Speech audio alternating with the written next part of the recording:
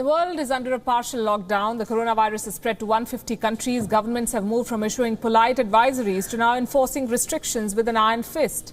India has 138 cases last we checked. The lockdown has begun with the Taj Mahal shutting its gates to visitors. Here's a rundown of the top updates, the Gravitas coronavirus tracker. We start with the US, where President Donald Trump has unveiled a 15-day plan to stop the virus from spreading. 3 Democratic presidential primaries have been called off. A vaccine trial is underway in the US. The first participant has received a shot in the first stage of clinical testing. On the other side of the Atlantic, the situation is worsening faster than expected. The World Health Organization has designated Europe as the new epicenter of the coronavirus outbreak. The EU has called for a 30-day travel ban. They're fighting this on war footing. Spain has declared an emergency. The government has nationalized all hospitals and healthcare centers. The lockdown is intense, as you can see. Authorities even caught 200 people in Madrid and fined them for breaching travel restrictions. Nearly 500 people have died. Spain's death toll is the second highest in Europe after Italy.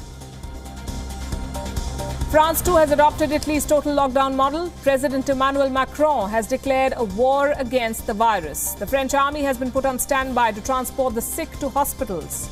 Macron said those breaching travel restrictions will be severely punished. To limit the economic fallout, France may even consider nationalizing large companies. So Europe is under lockdown, forcing European football's governing body, UEFA, to postpone the Euro 2020 tournament by a year. The virus has brought the qualifying rounds to a standstill. In Japan, Prime Minister Shinzo Abe has hinted that the Tokyo Olympics could be delayed. This is a shift from his earlier stand. He wanted to hold the event as per schedule in July this year.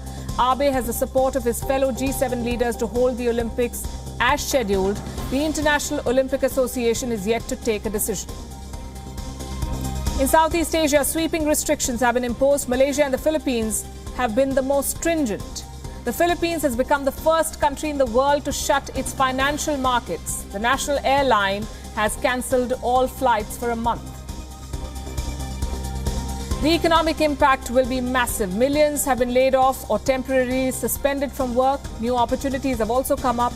E-commerce giant Amazon plans to hire 100,000 new workers to deal with the rising demand in online deliveries. Employees have been promised additional pay until the end of April. Technology too is being used in the fight. Hong Kong is using electronic wristbands to monitor those under quarantine.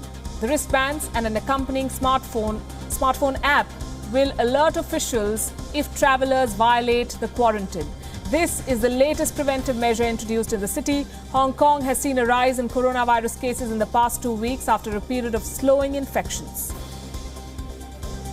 And in India, the Monument of Love, the Taj Mahal, has been shut. The Taj Mahal is one of the world's leading tourist attractions, drawing as many as 70,000 people every day.